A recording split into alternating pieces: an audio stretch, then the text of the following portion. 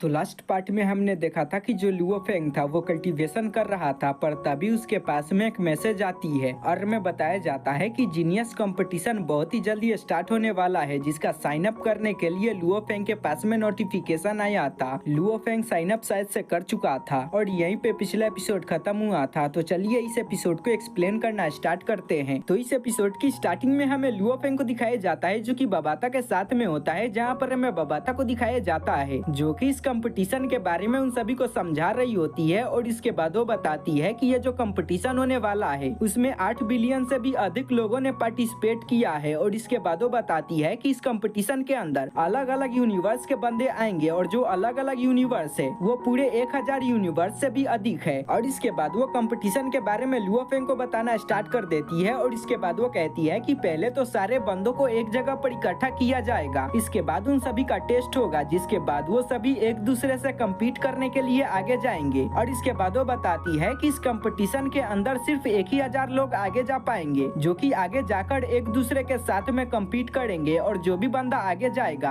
यानी कि जो टॉप 10 या टॉप 3 के अंदर आएंगे, उनको काफी ज्यादा रिवॉर्ड मिलने वाली है। और इसके बाद वो रिवॉर्ड के बारे में उनको बताना स्टार्ट कर देती है, जहाँ पर हमें एल्डर वू को दिखाया जाता है, साथ ही हमें उस लड़की को भी दिखाया जाता है जो कि एआई होती है। वो दोनों बॉक्स को खोल लेते हैं, जहाँ पर हमें बबाता को दिखाया जाता है जो कि सारे प्राइज के बारे में बताना स्टार्ट कर देती है। और इसके बाद वो बताती है कि जो 3rd नंबर पर बंदे आएंगे उनको इनिशियल यूनिवर्स इनलाइटमेंट कोटा मिलेगा। और इसके बाद वो 2nd प्राइज के बारे में बताती है, जिसमें जो बंदे आएंगे जो कि 2nd रैंक पर होंगे उनको 10,000 युआन के बीच का बोनस मिलेगा। तो गाइस आप सभी को तो पता ही होगा कि 10,000 युआन कितने ज्यादा होते हैं। अब इन सभी बातों को सुनकर वो सभी काफी ज्यादा हैरान हो चुके थे, पर तभी हमें बबाता को दिखाया जाता है जो कि कहती है कि तुम सभी को परेशान होने की कोई भी जरूरत नहीं है, मैंने जो भी चीजों के बारे में बताया है वो ज्यादा नहीं है। और इसके बाद वो फर्स्ट प्राइज के बारे में बताती है और बताती है कि जो भी बंदा फर्स्ट रैंक पर आएगा उसको मेटावर्स कोऑपरेशन की पहचान मिलेगी।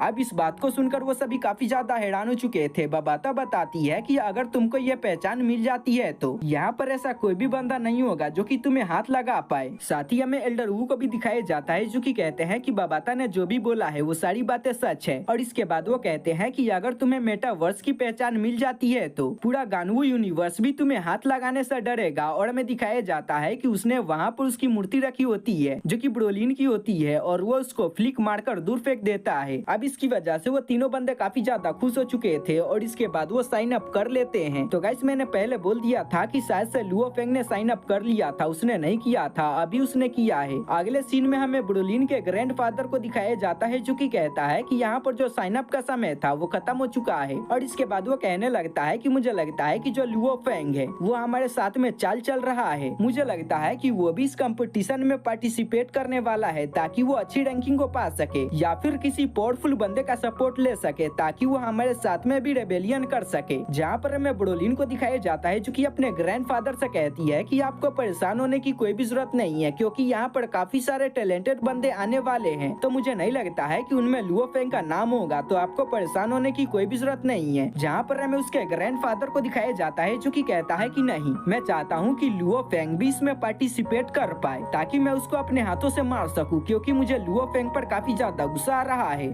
साथ ही हमें लुओ फेंग को दिखाया जाता है जो कि अपने फैमिली के साथ में टाइम को स्पेंड कर रहा था, तभी उसके पास में एक मैसेज आती है जिसकी वजह से वो काफी हैरान हो चुका था। तो अगले सीन में हमें नालांसन को दिखाया जाता है जो कि अपने बंदे को मोटिवेट कर रहा था। और इसके बाद वो कहता है कि लुओ फेंग ने हमारा जीना हराम कर दिया है। और इसके बाद वो कहता है कि यहाँ पर जो भी बंदा है जो कि लुओ फेंग को मार पाएगा वो अगला मेरा सक्सेसर बनेगा। और इसके बाद वो कहता है कि आखिर यहाँ पर ऐसा कौन सा बंदा मौजूद है जो कि लुओ फेंग को मारेगा और मेरा सक्सेसर बनेगा। वो सारे बंदे कहते हैं कि मैं मारूंगा मैं मारूंगा। और ये सीन यहीं पे कट हो जाता है। तो अगले सीन में हमें ब्रोलिन के ग्रैंडफादर को दिखाया जाता है और उसने भी अपने सेना को रेडी कर लिया था और वो अपने डिसाइबल नबीनी से कहता है कि मुझे तुम पर काफी ज्यादा यकीन है, मुझे लगता है कि तुम लुओ फेंग को मार पाओगे। और हमें पता चलता है कि जो ग्रैंडफादर थे उनको किसी पोजीशन से हटा दिया गया था। तो गाइस मैं इस पोजीशन के बारे में भूल चुका हूँ, मुझे याद आएगा तो मैं ऊपर लगा दूंगा कि कौन सा पोजीशन था। साथ ही हमें और भी काफी सारे बंदों को दिखाया जाता है जिनको इस कंपटीशन के बारे में पता चल चुका था। और इसके बाद वो सभी कहते हैं कि लगता है कि हमारे वापस जाने का समय हो चुका है। और हमें दिखाया जाता है कि वो सभी मर्डरर होते हैं, वो सभी काफी ज्यादा ब्रूटली तरीके से अपने सामने आने वाले सारे बंदों को मार रहे होते हैं। अगले सीन में हमें लुओ फेंग को दिखाया जाता है है जो कि इस कंपटीशन के लिए जाने वाला था और इसके बाद वो अपने दोनों भाइयों के साथ में वहां से निकल चुका था। अगले सीन में हमें लुओ फेंग को दिखाया जाता है जो कि एक प्लेनेट के ऊपर खड़ा होता है और वो काफी सारे बातें कर रहा होता है और इसके बाद वो कहता है कि क्या आप सभी को आसमान के अंदर स्टार दिख रहे हैं। और इसके बाद वो कहता है कि ये जो भी स्टार है ये वो सारे बंदे हैं जो कि इस कंपटीशन में पार्टिसिपेट करने के लिए जाने वाले हैं। और इसके बाद वो कहने लगता है कि यह कंपटीशन काफी ज्यादा खतरनाक होने वाला है जिसमें काफी ज्यादा पावरफुल बंदे आएंगे और मुझे नहीं लगता है कि मैं उन सभी के सामने टिक पाऊंगा, पर मुझे अपने पृथ्वी को बचाने के लिए ऐसा करना होगा। मुझे अच्छी रैंकिंग को पाना होगा ताकि मैं अपने पृथ्वी को बचा सकूं। और इसके बाद वो अपने पावर को एक्टिवेट कर लेता है और इसके बाद वो काफी तेजी के साथ में गानवू यूनिवर्स के तरफ निकल जाता है क्योंकि ये जो कंपटीशन होने वाला था वो गानवू यूनिवर्स के अंदर होने वाला था। और हाँ गाइस, मैं एक प्लॉट के बारे में भूल गया था तो मैं आप सभी को बता दूं, जब बबाता फर्स्ट सेकंड थर्ड रैंक के प्राइज के बारे में बता रही थी तो उसने फर्स्ट रैंक के प्राइज के बारे में बताया था और उसने ये भी बताया था कि जो बंदे फर्स्ट प्राइज को पाएंगे वो मूल ब्रह्मांड के अंदर भी जा पाएंगे। और गाइस मैं आप सभी को बता दूं कि जो मूल ब्रह्मांड होता है उसके अंदर अगर आप चले जाते हो तो आपकी कल्टीवेशन स्पीड काफी ज्यादा बढ़ जाती है। और बबाता ने और भी काफी सारे डिटेल्स के बारे में लुओ फेंग को बताया था, तो आप सभी उसके बारे में जानकर क्या करोगे। तो चलिए आगे बढ़ते हैं, मैं इसके बारे में भूल गया था तो मैं आप सभी को बता दिया हूँ। तो चलिए आगे बढ़ते हैं। अगले सीन में हमें लुओ फेंग को दिखाया जाता है जो कि वहाँ पढ़ा चुका था, जहाँ पर हमें गानबू यूनिवर्स के एक बंदे को दिखाया जाता है जो कि शायद से मैनेजर होता है, जो कि यहाँ के रूल के बारे में सभी बंदों को बता रहा होता है। और इसके बाद वो बताता है कि जो पहला रूल होने वाला है उसके अंदर आप सभी की जो माइंड होगी साथ ही साथ आपकी जो शरीर होगी उसकी कंडीशन अच्छी होनी चाहिए। और इसके बाद वो सेकंड रूल के बारे में बताता है जिसमें सारे बंदों को स्टार लेवल पर होना चाहिए और अधिकतम जो बंदे होंगे वो स्टार लेवल के 9 स्टार के होने चाहिए, उसके ऊपर के बंदे यहाँ पर नहीं चलेंगे। और इसके बाद वो और भी काफी सारे चीजों के बारे में बताता है, तो आप सभी जानकर क्या करोगे। तो चलिए आगे बढ़ते हैं। और इसके बाद वो बताता है कि ये जो कंपटीशन होने वाला है उसके अंदर 8 बिलियन से भी अधिक लोगों ने पार्टिसिपेट किया है और ये जो कंपटीशन होने वाला है वो काफी ज्यादा खतरनाक होने वाला है। और इसके बाद वो कहता है कि यहाँ पर आप किसी भी टूल का यूज नहीं कर पाओगे क्योंकि यहाँ पर जो भी टूल होंगे वो सभी डीएक्टिवेट हो जाएंगे। और इसके बाद वो ये भी बताता है कि अगर आप सभी यहाँ पर मारे जाते हो तो आप सभी मारे जाओगे क्योंकि यहाँ पर जो भी फाइट होने वाली है वो सभी फिजिकल होने वाली है।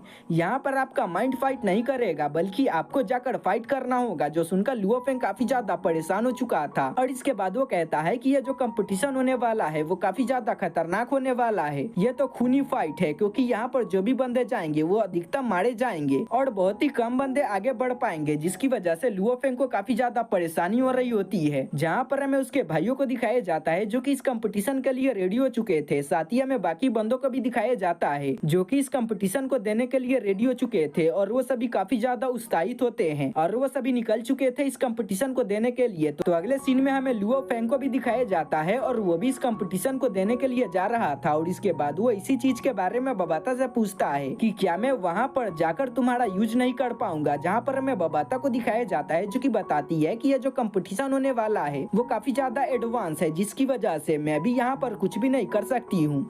मैं यहाँ पर अपने कॉन्शियसनेस का यूज नहीं कर पाऊंगी, तो आगे जो भी करना होगा वो तुम्हें ही करना होगा। जहाँ पर हमें लुओ फेंग को दिखाया जाता है जो कि इसकी वजह से काफी ज्यादा परेशान हो चुका था क्योंकि यहाँ पर जो भी बंदे आने वाले थे वो सभी काफी ज्यादा टैलेंटेड थे, जिसके सामने लुओ फेंग का टिक पाना काफी ज्यादा मुश्किल था। और साथ ही वहाँ पर जो भी बंदे आने वाले थे उन सभी की अलग अलग खूबियाँ थी जिसके बारे में लुओ फेंग को पता नहीं था और बबाता भी उसकी मदद नहीं कर सकती थी, जिसकी वजह से लुओ फेंग को फाइट करने में काफी ज्यादा प्रॉब्लम होने वाली थी। पर लुओ फेंग इन सभी प्रॉब्लम से निपटने के लिए रेडी था क्योंकि वो किसी भी हालत में अपने अर्थ को बचाना चाहता था और वो आगे निकल जाता है। और इसी के साथ में ये एपिसोड यहीं पे खत्म हो जाता है।